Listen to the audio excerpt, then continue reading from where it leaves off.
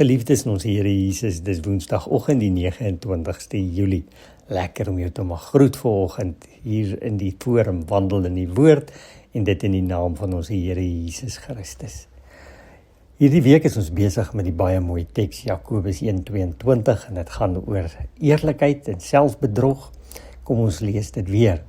Julle moet doen wat die woord sê en dit nie net aanhoor nie, anders bedrieg julle julleself. Vanoggend staan ons vir 'n oombliekie stil rondom die maniere waarop ons onsself graag 'n rad voor die oë hou. Die maniere waarop ons eintlik onsself dan bedrieg. Die maniere waarop ons oneerlik is met onsself, oor onsself. En daar is 'n hele klompie maniere wat mense uit die aard van die saak gebruik om hulle self. Ja, is maklik om van hulle te praat. Kom ons sê eerder ons. Daar is klomp maniere wat ons gebruik om ons self 'n rad voor die oë te draai. Soos byvoorbeeld, ons verklein die probleem. Ons vertel vir onsself dat dit nie so erg is nie. En dat dit nie regtig die moeite werd is om iets daaraan te doen nie, want dis mos nie so 'n groot probleem nie. En dan, hoe weet ek dis nie so groot probleem nie? Ek vergelyk myself baie graag met ander mense en dan dink ek, ag nee wat, ek is eintlik heeltemal normaal. So die eerste ding wat ons doen is, ons verklein die probleem. Die tweede dingetjie wat ons graag doen is, ons sien nie die gevolge raak van dit wat hierdie probleem veroorsaak nie. Ons sien nie hoe dit ander mense seermaak en dikwels te nakom nie. Ons vertel onsself dat ander verantwoordelik is vir hulle eie probleme en dat hierdie seer wat hulle beleef definitief nie ons skuld kan wees nie. En ons probeer hierdie skuld afskuif. En ons maak onsself wys, hulle is net jaloers op ons of hulle gun ons niks nie. Dit terwyl ons eintlik blind geword het vir die manier waarop dit waarmee ons worstel en wat ons onsself mee bedrieg, verander, seermaak en tot pyn bring. Dan soek ons natuurlik graag eksterne redes vir ons eie pyn. Ons meen dat uitwendige faktore ons pyn veroorsaak. Dis ander mense of ongelukkige omstandighede of onverwagte gebeurtenisse wat my so laat voel.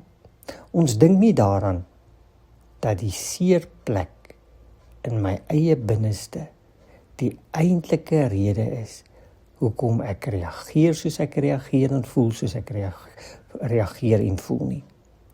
Dink maar aan die probleem byvoorbeeld van jaloesie of oordrewe besitlikheid.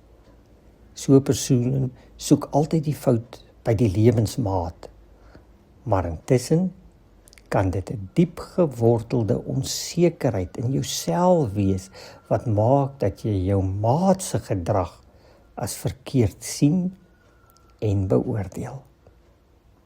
Nog 'n voorbeeld sou kon wees absolute weerstand. As mense druk op my beginne uitoefen om te verander, wat doen ek? Ek vererg myself. En dan, hoop ek dat hulle met die reaksie wat ek toon, eintlik ophou om my te wys op wat ek verkeerd doen. Ja, dit word 'n poging om myself te beskerm. En dan natuurlik getuig dit alles van 'n gebrek aan kennis. As 'n mens maar net gewillig is om te lees en inligting in te win, sal jy gou raak sien dat daar fout is. Hierdie gebrek aan kennis oor die innerlike van die mens en hoe dit sy en haar lewe en gedrag beïnvloed, veroorsaak dat ons innerlik wegskram van ons probleme. Geliefdes, en die woord van die Here is verseker die plek waar ons kan begin as dit gaan oor gebrek aan kennis. trek God se woord nader. Lees dit. En ervaar hoe die Heilige Gees jou daarop gaan wys. Hoe daar verskeie plekke in jou lewe is wat jy regtig kan gebruik en misbruik, sodat jy nie hoef te verander nie. Kom ons raak stil vanoggend, elkeen in sy eie hart, en oordink al die redes wat jy al aangevoer het, om nie te wil verander nie.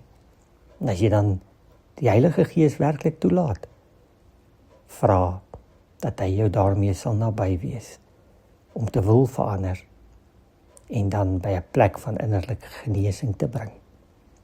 Mag jy met vrymoedigheid vanoggend, in die naam van ons Here Jesus, jouself voor hom blootstel en verootmoedig. Ons bid dit vir mekaar. Amen.